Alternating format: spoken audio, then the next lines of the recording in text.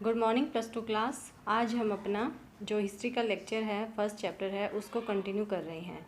देखिए बेटा, जो आपकी एनसीईआरटी की बुक है उसका पेज नंबर 2 हम करेंगे आज। अब अपनी आपके पास एनसीईआरटी की बुक होगी, उसका पेज नंबर 2 देखिए आप। उसमें हमें हड़प्पा सभ्यता के बारे में ये बताया गया है कि उसका आरंभ कैसे हुआ।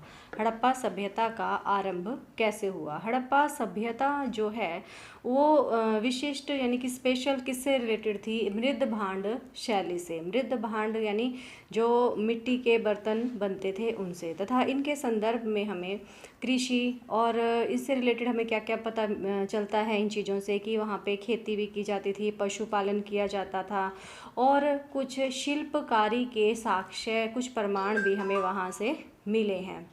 और जो बस्तियाँ होती थी ना, वो उनके साइज़ थोड़े छोटे होते थे, छोटे हो, और जो बड़ी बड़ी संरचनाएं होती थी, बड़ी बड़ी कंस्ट्रक्शंस होती थी, वो वहाँ पर नहीं की गई थी, वो तो बिल्कुल ना के बराबर थी। और कुछ स्थलों पर बड़े पैमाने पर इलाकों में जलाए जाने के संकेतों से तथा कुछ अन्य स्थलों के त्याग दिए जाने से हमें ऐसा पता चलता है कि आरंभिक हड़प्पा तथा हड़प्पा सभ्यता यानी जो शुरू की सभ्यता थी और बाद की जो सभ्यता थी, उसके बीच में कोई सीरीज़ नहीं थी, सिस्टम नहीं था, और वो बीच बीच में से हमें उसके प्रमाण मिले हैं। सेकेंड पॉइंट जो है हमारा वो है निर्वाह के तरीके। निर्वाह के तरीके का मतलब क्या है कि जो हमारी हड़प्पा सभ्यता के जो लोग थे वो अपने जीवन का निर्वाह कैसे करते थे। जीवन का निर्वाह करने के जो हमें वहाँ से प्रमाण मिले हैं उनमें पता चला है कि वो लोग खेती करते थे, पशु पालते थे, और उनके जो प्रमाण हमें मिले हैं उनसे हमें उनकी फसलों का पता चलता है कि वो कौन कौन सी फसलें उगाते थे और किन किन पशुओं को वो पालते थे। तो जो निर्वाह के तरीके हैं उनसे हमें पता चला है कि वो जो आहार में प्रयोग करते थे वो जैसे जो मछलियाँ थी उनको प्रयोग करते थे और पेड़ पौधों को प्रयोग करते थे। और जो हमारे इतिहासकार हैं, पुरातत्वविद हैं, उनको कुछ जले हुए अनाज के दाने भी मिले हैं जिनसे उन्हें फसलों का पता चलता है कि कौन कौन सी फसलें वो उगाते थे। और जो ये पुरानी चीज़ें हैं, पुरानी फसलों के बारे में जो हमें बताते हैं, जो जानकारी प्राप्त करते हैं, वो उनको कहा जाता है पूरा वनस्पतिज्ञ। उनको क्या बोला जाता है? पूरा वनस्पति यज्ञ। वनस्पति यज्ञ का मतलब कि जो वनस्पति के बारे में जानकारी रखते हैं उनको वनस्पतिज्ञ बोलते हैं। और पूरा का मतलब प्राचीन। तो जो प्राचीन वनस्पति के अध्ययन के विशेषज्ञ होते हैं, प्राचीन वनस्पति के अध्ययन के विशेषज्ञ होते हैं, उनको बोला जाता है। और जो हड़प्पा सभ्यता के दौरान जिन अनाजों का प्रयोग किया जाता था वो थे गेहूँ, जौ, दाल, सफ़ेद चना और तिल। और गुजरात में हमें कुछ प्रमाण ऐसे मिले हैं कि वो लोग बाजरे का भी प्रयोग करते थे। चावल के हमें इतने प्रमाण नहीं मिले हैं कहीं पर, लेकिन वो लोग बाजरे का ज़्यादा प्रयोग करते थे। और कुछ जानवरों के जो साक्ष्य हमें मिले हैं, साक्ष्य का मतलब जो प्रमाण प्रूफ हमें मिले हैं, उनमें थी भेड़, बकरी, भैंस और सूअर।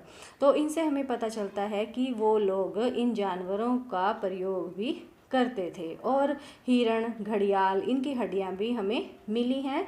तो इनसे हमें पता चलता है कि ये लोग इन जानवरों का प्रयोग करते थे। और कुछ मछली तथा पक्षियों की हड्डियां भी मिली हैं। इस जो हमारा निर्वाह के तरीके हैं उसका नेक्स्ट जो पॉइंट है, सब पार्ट है उसका 2.1 कृषि प्रौद्योगिकी। कृषि प्रौद्योगिकी का मतलब क्या है कि जो एग्रीकल्चर करने का उनका तरीका था वो कैसा था। एग्रीकल्चर करने के जो तरीके हैं उसके हमें कुछ पुख्ता सबूत हमें नहीं मिले हैं, और हमें थोड़े बहुत जो जानकारी प्राप्त हुई है खुदाई के द्वारा या पुरातत्वविदों ने इसके सबूत जो एकत्रित किए हैं उनसे हमें पता चला है कि उन्हें वृषभ के बारे में पता चला। वृषभ का मतलब क्या है? बैल यानी उनको बैलों के बारे में जानकारी थी हड़प्पा सभ्यता के लोगों को। तो हड़प्पा सभ्यता के लोगों को बैल के बारे में पता था, तो इससे ये पता चलता है कि बैलों का प्रयोग वो लोग करते थे। तो बैलों का प्रयोग वो लोग करते थे, इसका मतलब क्या है कि बैलों का प्रयोग वो खेतों में हल जोतने के लिए या किसी माल को ढोने के लिए, इन कामों के लिए वो लोग करते थे। तो इन चीज़ों के बारे में उन्हें उस टाइम जानकारी थी और वो किन किन औजारों का प्रयोग वो करते थे खेती के लिए। औजारों को आज औजारों के रूप में वो हलों का प्रयोग करते थे, हल का प्रयोग करते थे। हल का प्रयोग जो किया जाता था उसमें वो लोग लकड़ी का तो हत्था बनाया जाता था और उसकी जो फलक होती थी, हत्थे का मतलब हैंडल और फलक का मतलब कि जो उसकी कटिंग के लिए उसका हैंडल जो था वो लकड़ी का था और फलक पत्थर के बनाए जाते थे। और कहीं कहीं पर यह भी पता चलता है कि धातु के औजार भी प्रयोग किए जाते थे खेती करने के लिए। और जो अधिकांश हड़प्पा स्थल जो है अर्ध शुष्क क्षेत्रों में थे, यानी कि जो हड़प्पा सभ्यता के टाइम पे खेती की जाती थी ना, वो ज़्यादातर अर्ध शुष्क क्षेत्र थे। अर्ध शुष्क क्षेत्र थे तो वहाँ पर ऑब्वियसली कि सिंचाई की आवश्यकता पड़ेगी, सिंचाई के लिए जल की आवश्यकता पड़ेगी क्योंकि वो शुष्क क्षेत्र थे, अर्ध शुष्क क्षेत्र थे। तो सिंचाई के लिए वो लोग कुओं के जल का प्रयोग करते थे खेतों में फसलों को उगाने के लिए। तो जो नहरों के बारे में अगर हम बात करते हैं तो नहरों के बारे में हमें इसमें कुछ ही अवशेष मिले हैं और ये ऐसा कहा जाता है कि वो नहरें सूख चुकी थी और उनमें गाद जमा हो चुकी थी पहले ही, और कुओं से प्राप्त पानी का ही प्रयोग किया जाता था। और जो हमें इसके प्रमाण मिले हैं वो गुजरात के धोलावीरा क्षेत्र में मिले हैं कि वहाँ पर जलाशयों का प्रयोग किया जाता था सिंचाई के लिए। तो बेटा यहाँ तक आप इसको समझिए अच्छे से और फिर आपको इनके क्वेश्चंस भी सेंड कर दिए जाएंगे। Okay, thank you.